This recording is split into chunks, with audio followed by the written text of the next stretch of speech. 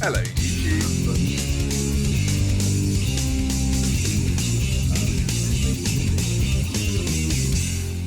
Hello YouTube indeed, and welcome to a quick bit of bonus content for the week.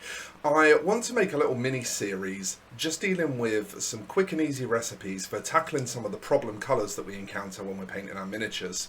So I've decided to make a start to that today, and first of all we're going to tackle red, a colour that a lot of people find difficult, particularly to shade and highlight. So let's dive straight down to some down cam for a quick little lesson in how I like to paint reds.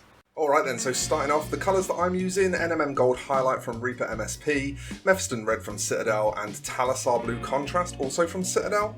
You can sub these for things that are nearby, but we're just going to start off a nice thin bit of Mephiston Red, and we're going to get a good solid base coat on this piece. And what that's going to involve is making it first probably look quite patchy. This is a mistake a lot of people often make. If you put your paint on really thin, it's gonna look patchy on the first coat, and then people tend to panic and start slapping it on really thick, and that is what leads to these really textural, paint strokey looking finishes. Instead, what you want to do is just understand that thin paint just looks patchy until it stops looking patchy, and just let it thoroughly dry. I'm using a hairdryer here to speed it up, and just keep getting additional coats on until you've got good, solid, flat coverage. You will see that this does go nice and flat once all is said and done, despite looking absolutely awful during the process. Final coat now. Hashtag 2 thin coats, I think, doesn't work for me. I'm more of a hashtag 3 thin coats when it comes to Citadel base paints, at least. I find 3 thin coats gets me where I want to be usually. And that is about where I want to be. So first of all, we're going to get some of that Talassar blue and some Mephiston red, and we're going to make a nice aubergine sort of purple glaze. And you'll have to excuse focus a bit here. This was very hard to keep in focus. There will be a few times where it will go out a bit, but basically what we're doing is picking where we want the shade and just glazing towards those areas with that nice transparent paint. So that's the really important thing to remember. When you're glazing, your paint has to have some transparency to it. We're just going to whip around the area, choose where we want shadows to live, and just glaze that sort of aubergine coloured transparent paint. Build it up into those areas. A few coats, shrinking each time, you know, sort of shrinking towards. And then we'll go back to Mephiston Red, and again keeping it transparent, and we'll blend back out the opposite way, and that's going to make nice quick transitions for us, just with 2 colours.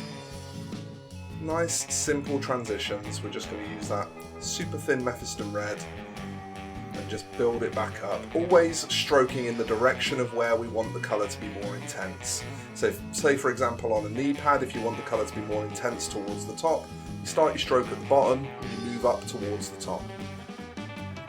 Now an even deeper purple, all I did here was just add more Talassar blue to the existing colour.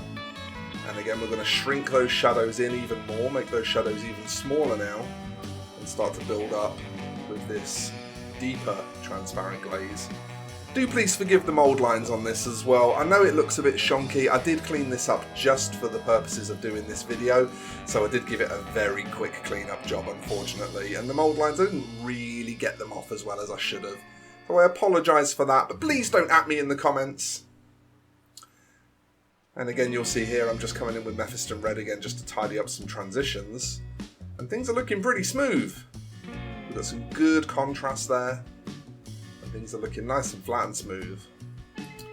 Now I want to prepare for highlighting first of all. So in order to prepare for highlighting, any area that's going to receive a highlight wants to be Mephiston Red. We don't want to be highlighting reds over a purple base. So we're just sort of pre-highlighting any areas that are going to receive a highlight and are currently not Mephiston Red. We're just hitting them with a good solid coat of Mephiston to give them a nice red base to start off from. Alright, I like that little highlight under the knee pad. It's not really very realistic. Light wouldn't catch there in any real situation, most of the time at least. I just like it. I just like it. Preparing all of our areas.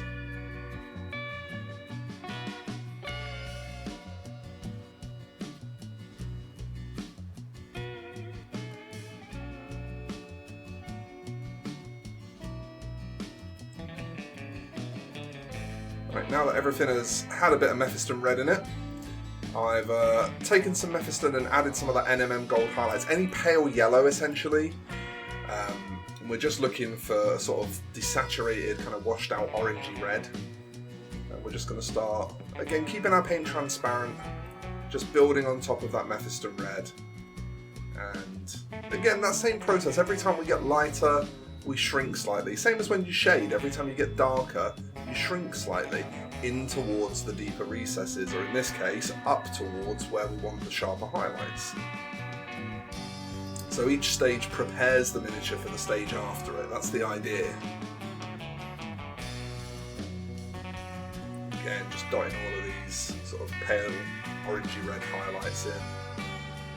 And then we'll add some more of that yellowy pale colour. We'll shrink those highlights again. Just being careful here. You'll notice here I'm using a size 3 round brush.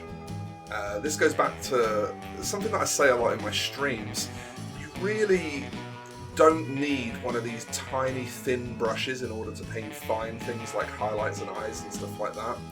A good quality brush that has a really nice fine point on it is what you need, and you're actually better off using the largest brush you can bear to use, because that's what's actually going to hold the most paint and save you having to re-dip all the time. Okay, now we're getting up really bright. We're almost at a sort of pinky looking colour now, salmony, I suppose you might say. And this is just, again, continuing to add that same colour, that pale yellow, and just shrinking our highlights each time. Everywhere that we've decided to plot a light source, we just shrink further towards it as we add those highlights in.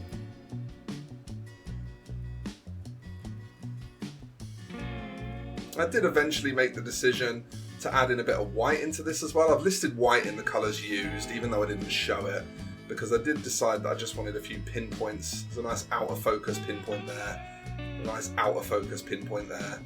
But I did want just some little shiny reflective highlights.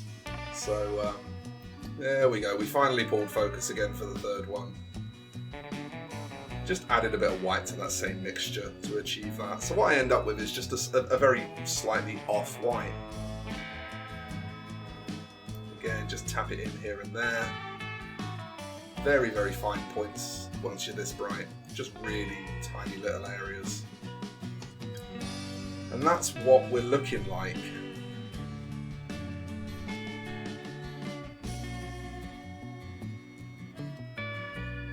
Now, from there, all I really did was just kind of a bit of general maintenance after that. So I didn't film it because it's just repetition of the previous steps.